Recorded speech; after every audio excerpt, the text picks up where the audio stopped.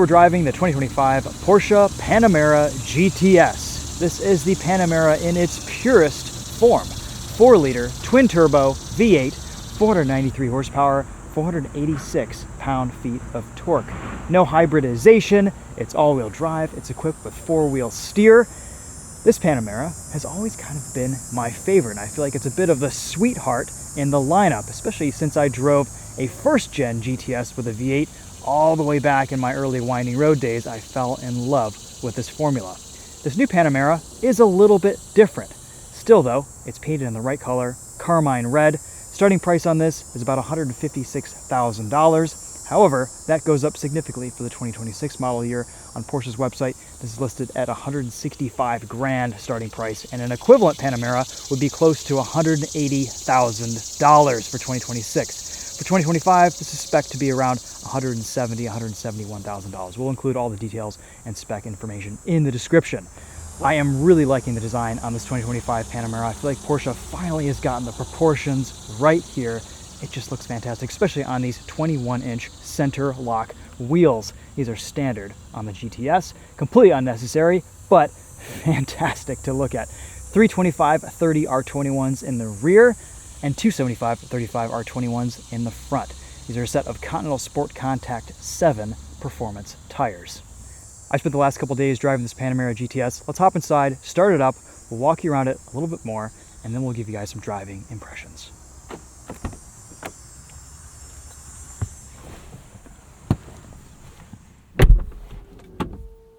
Soft closed doors, those are standard.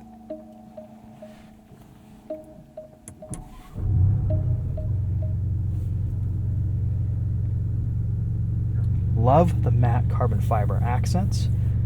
Contrast stitching. These seats are fantastic. Look at the design in this Racetex steering wheel, headliner, dual sunroofs, and we have matte carbon fiber down here on the kick plate too. In the 911, the start-stop button bothered me a little bit. In this Panamera, it seems like it makes a bit more sense. We get 3 drive modes: normal, Sport, which opens up the exhaust valve, you guys can hear that, and Sport Plus, which lowers the chassis, stiffens the suspension. We have adaptive dampers with air suspension. Same corporate looking interior with lots of screens that we've seen in a lot of other Porsche models. It has some of the worst offenders in the latest automotive trends, like screen controlled climate vent directions. Look at this. This is just the silliest idea I've ever seen in a car. Tesla started it. It should have ended there. I don't know why Porsche has implemented this. It just seems like something that's going to break 10 years down the road, that will be a very expensive fix, pulling out the entire dashboard, replacing those motors or whatever controls that. Can't we just control the vents with our hands, Porsche, instead of having to go into a separate screen and menu to do that? Very odd, very strange. We also get a lot of gloss black here. I appreciate that we get physical climate controls, and this whole switch panel is very nice. It presses down all at once. Feels good, makes a nice little clicking noise. But we already have a ton of scratches on this gloss black. It looks terrible. It's full of lint and dust and scratches. You can't hide this panel and expose the wireless charging and a couple USB-C ports, but still not a great look for this interior with only 2,400 miles on it.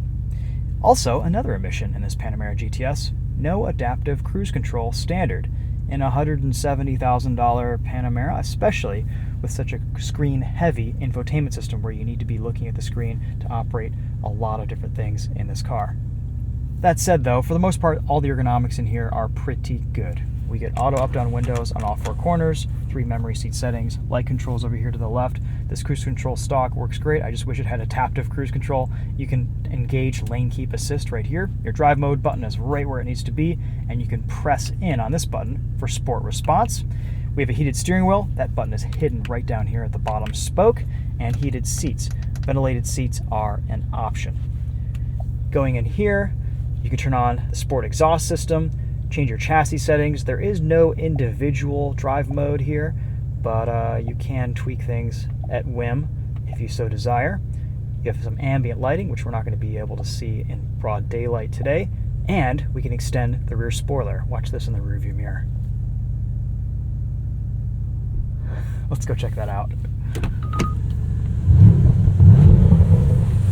The 4-liter bi-turbo V8 here sounds absolutely fantastic. That's the reason why you buy this GTS. Spoiler comes up and out. It actually extends kind of beyond its inner workings. I think it looks cool. You'll see that come up at speed in Sport Plus and Sport mode occasionally throughout this drive. Of course, one of the best things about the Panamera is its rear cargo space. Lots of room back here. You can fold down those rear seats, get even more space. No spare tire, but we do get a fix-a-flat kit and a little bit more storage room down here.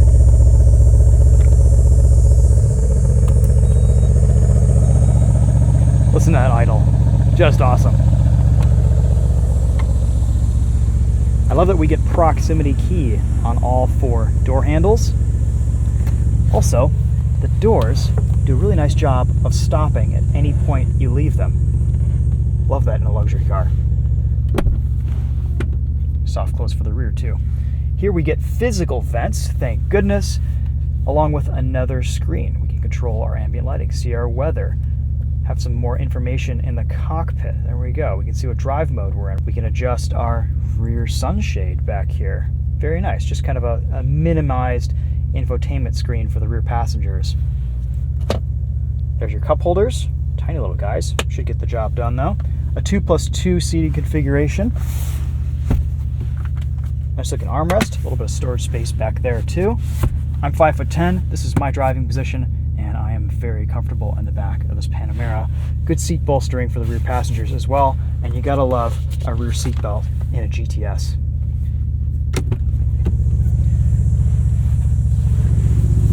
Pretty easy to get in and out of. Roof height might be a limiting factor for those who have taller torsos, but for the most part, I'm pretty comfortable in this cabin, and there's plenty of room in the back seats. Let's pop the hood, take a look at this engine.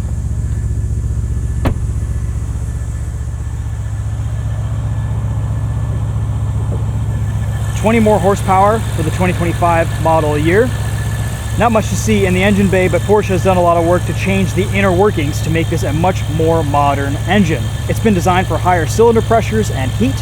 It now features single scroll turbos instead of the older twin scroll turbos. They can handle heat a little bit better. No more cylinder deactivation for 2025, and they've added 2-stage variable valve lift, which is kind of like VTEC, which is pretty awesome. They've also improved the engine acoustics, and I can attest, it sounds fantastic. Lots of big grille openings for additional cooling on this GTS trim. This is a little bit larger up top, and you can see those big radiator openings on the sides and the bottom to keep this 4-liter bi-turbo V8 cool. Porsche has also tweaked the active air suspension in this Panamera GTS. The PASM now features dual valve tech, which separates compression and the rebound valve independently. Also, the GTS sits 10 millimeters lower than the standard Panamera. The ride height here looks just about perfect, especially in Sport Plus mode. This is its lowest setting. Porsche's Active Ride is not available on the GTS because it is not a hybrid. Still though, the ride quality here is fantastic, especially in normal mode. On our bumpy Michigan roads, driving this around all week, I have been perfectly comfortable. Right now, we're lowered in Sport Plus, which is the lowest suspension ride height setting. It does stiffen up noticeably, but it improves the handling so much that it's worth it. I have been very comfortable in this GTS this week. No complaints about ride stiffness whatsoever.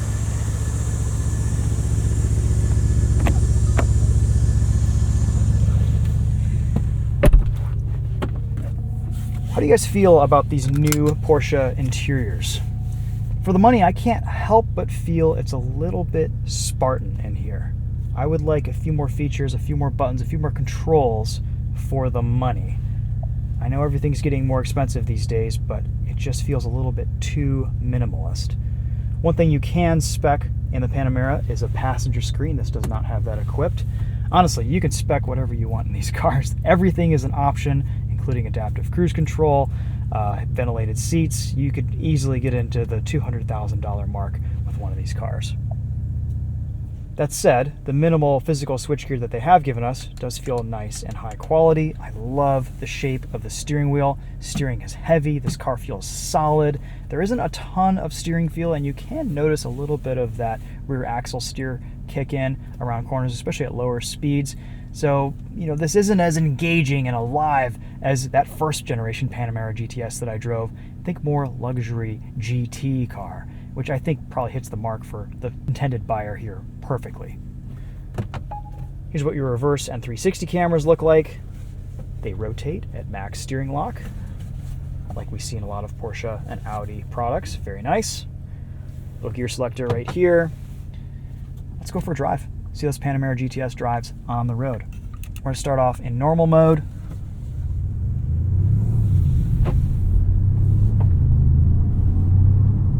Shifts from this 8-speed dual clutch are incredibly smooth, almost imperceptible between gear changes. Steering returns to center beautifully. Steering is wonderfully light at lower speeds. Stop-start there, giving us a bit of a lurch. That is something that is annoying to have to turn off every time you get into the car. Porsche needs to send an update to the system and disable that, or at least have it memorize your last setting. Stop-start doesn't engage in Sport or Sport Plus mode, though. Still, this car is so smooth and comfortable in normal mode that that's kind of what I find myself defaulting to.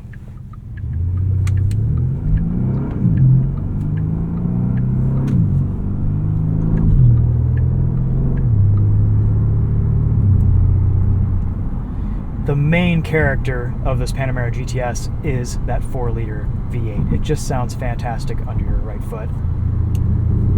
And it's got a good amount of performance too. Let's put us into sport mode.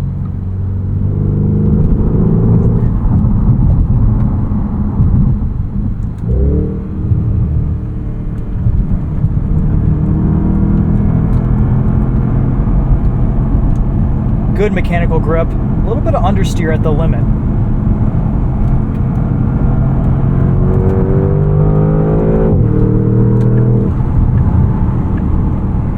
Not sure what all this water is about. That's new.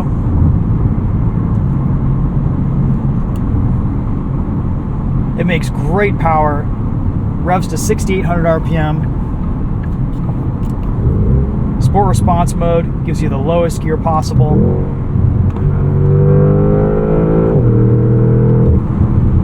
And it just sounds fantastic. This Panamera is equipped with a noise-insulated glass. It's pretty quiet on the highway. Not a lot of wind noise, road noise.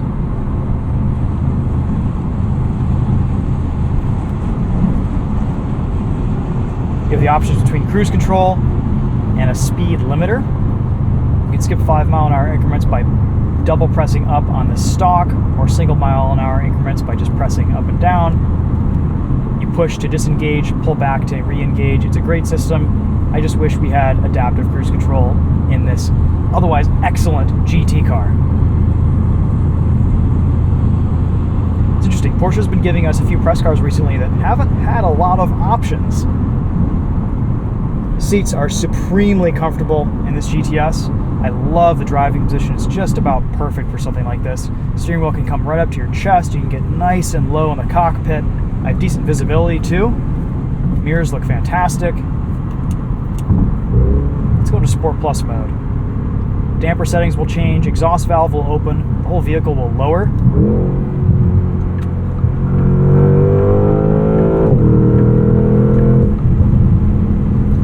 We also have a few different gauge cluster options. This 5-pod, this 3-pod, map, all map, and then this minimalist display.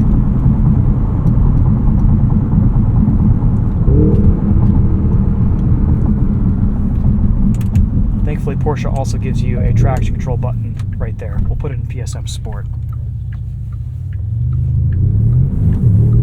Oh yeah, and we have to do a launch control. Launch control hits really hard in this GTS.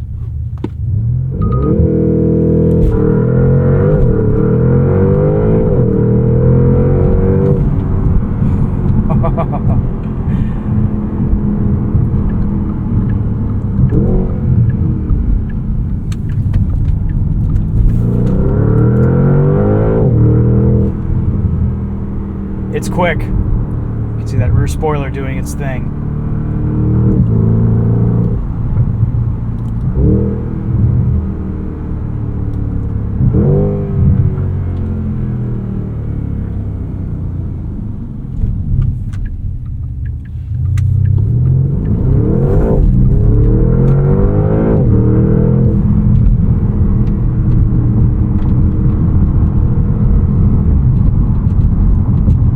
bumpy section of road here.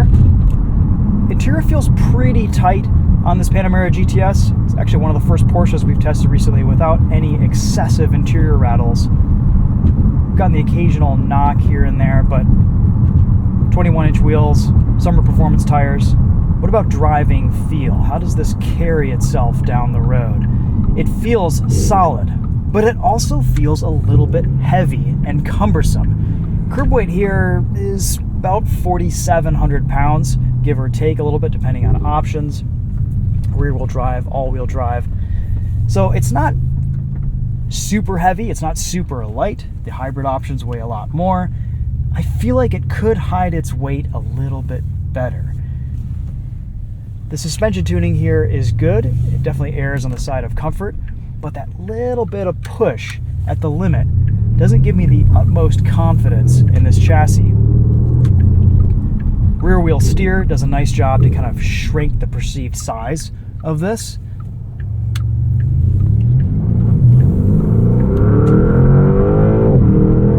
But it's not as athletic feeling as even some of the Porsche Cayennes that I've driven. Limit handling ultimately is going to be better. It's not going to bounce around as much. The center of gravity here is much lower, but it kind of lacks a bit of that initial sharpness and tactility that even I get from a Porsche Cayenne GTS, or the Turbo E Hybrid was insane. That's not really an exact comparison, but to be completely honest with you, I was expecting this Panamera GTS to be a little bit more visceral and immediate and engaging to drive, and instead it's just very, very comfortable and very, very fast, which I guess it still achieves what it needs to with that, but it's not the four-door 911 that I really want it to be.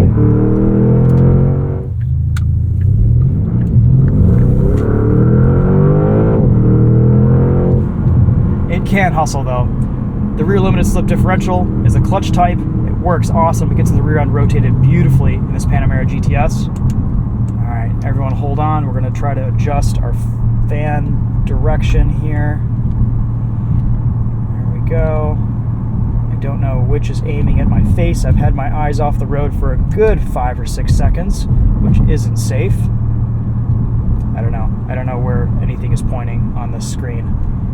This is the stupidest idea in a car ever. It's just, it's so dumb. It's so, so dumb. I'm sorry, Porsche. All automotive manufacturers who do this need to just cut it out.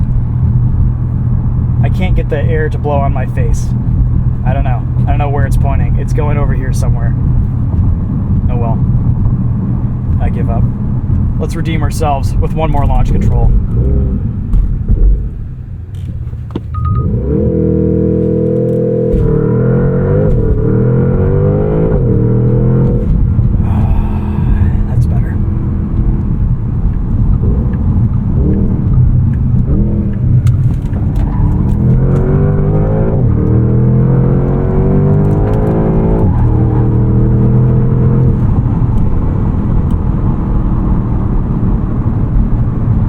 It's an enjoyable amount of power combined with the sound from this V8. It's actually a level of performance that you can enjoy on the street without doing insane speeds. The gearing is perfect.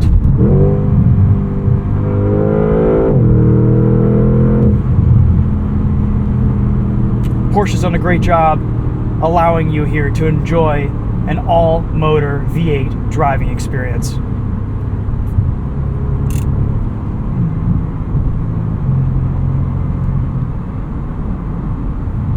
Engaging cruise control, PSM automatically reactivates. Very nice, you don't have to go in and hunt around for the buttons.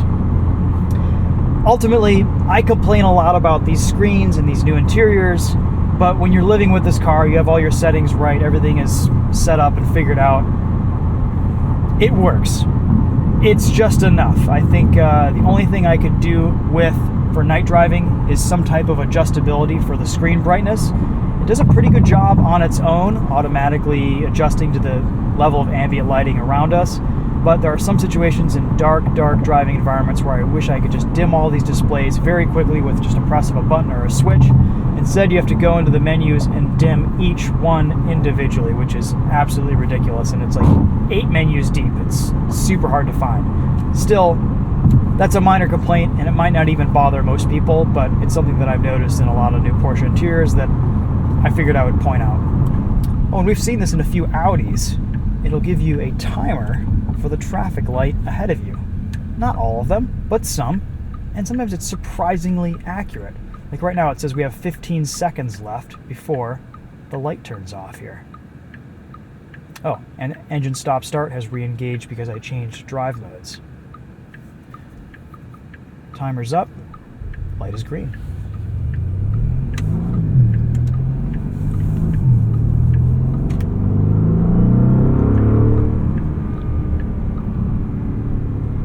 All right, let's hit this entrance ramp one more time. We'll put it into Sport Plus, get our damper settings right, and we'll even do Sport Response. Why not?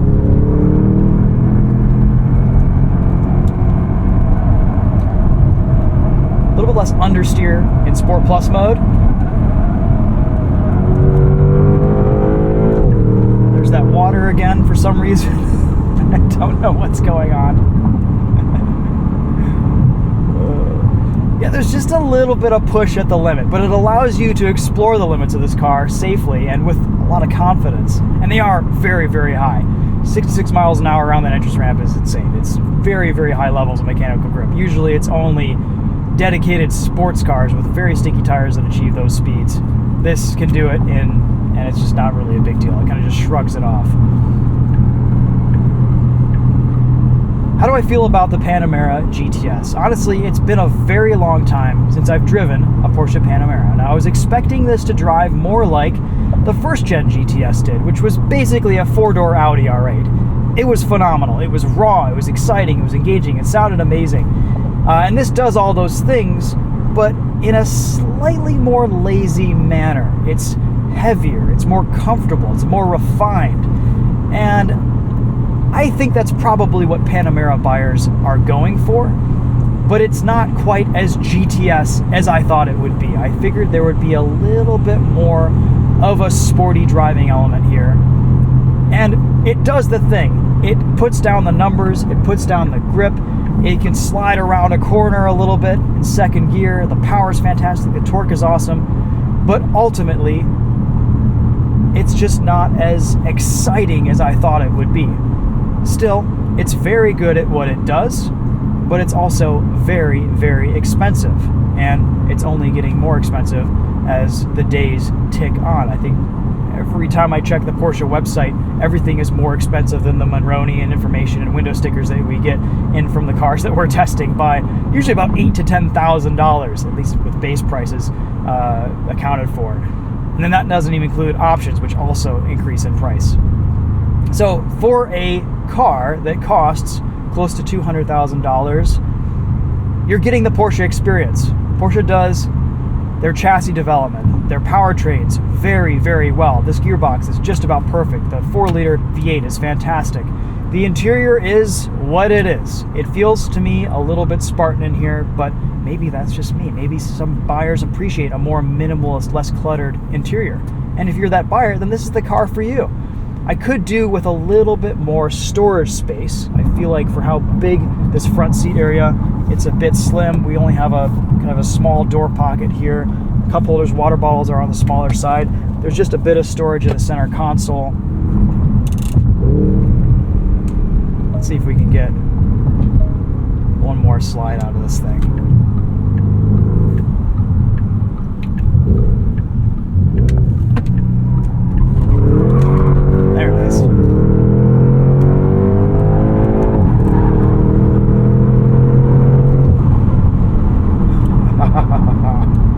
I think if you wanted an extra level of insanity, you'd have to add hybridization into the mix. But for the most pure, all-motor driving experience, this Panamera GTS, I think it does a pretty nice job. If you can afford it, good on ya. Still a very recommendable car overall. I do appreciate that you can engage the air circulation, or fast air cleaning circulation, as Porsche calls it, very quickly with just a press of a button. Thank you, Porsche, for giving us physical climate controls. That's important. as an owner of this car, you're probably just going to be leaving it in CarPlay or Android Auto most of the time, maybe occasionally going into your drive modes to turn off engine stop start, maybe tweaking assistance, of which there really isn't any in this car, or adjusting some comfort features like your ambient lighting, your decor, stuff like that. But really, this is a nice and responsive but CarPlay, Android Auto heavy infotainment system. Things that you'll be using often, like your drive modes, like your track selection, your volume controls, they've got physical controls for that. So I think ultimately it's a nicely balanced interior with modern tech, forward-thinking infotainment, and physical buttons for things that you would use it most often for.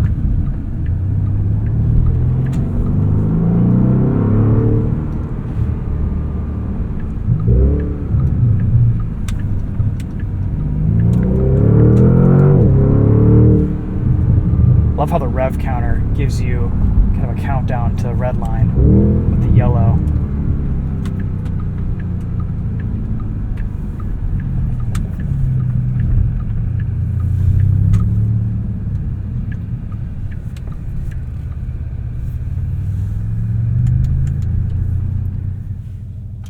Press the P button to put it into park.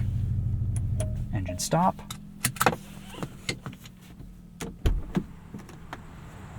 You get to touch beautiful Race Tex suede on the way out.